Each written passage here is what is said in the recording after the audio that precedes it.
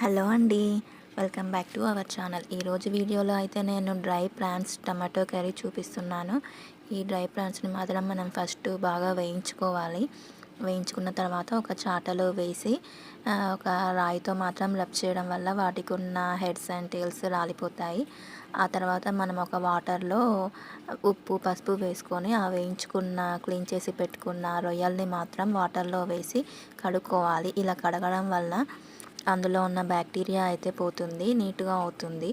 Next మనము curry చేయడానికి ఇంకా ఆనియన్, టొమాటో, గ్రీన్ చిల్లీస్ అయితే రెడీ చేసి పెట్టుకోవాలి. ఆ తర్వాత నేను ప్యాన్ పెట్టుకొని ఆయిల్ హీట్ చేసుకున్నాను.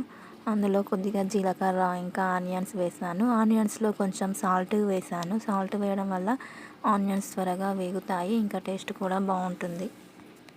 ఆనియన్స్ వేగిన తర్వాత అందులో గ్రీన్ చిల్లీస్, కర్రీ లీవ్స్ ఇంకా కొద్దిగా పసుపు వేసి కలుపుకున్నాను. ఆనియన్స్ ఇలా 2 మినిట్స్ వేయించుకోవాలి. వేయించుకున్న తర్వాత అవి కొంచెం ఫ్రై అయిన తర్వాత మనం ముందుగా కడిగి పెట్టుకున్న ప్రాన్స్ని అయితే మనం ఈ ఆనియన్స్లో వేసుకోవాలి. ఇలా మనం ఒకసారి పసుపు ఉప్పు వాటర్లో కడిగి తర్వాత ఫ్రెష్ వాటర్లో పెట్టుకోవాలి. ఇలా నానబెట్టుకొని మళ్ళీ ఆనియన్లో వేస్తే ఇంకా అవి క్లీన్ అయిపోతాయి. అందులో ఎలాంటివి కూడా ఉండవు, బ్యాక్టీరియా అయినా చిన్న చిన్న ఇసుక అయినా ఏముండదు. ఇలా చేయడం వల్ల బాగుంటుంది.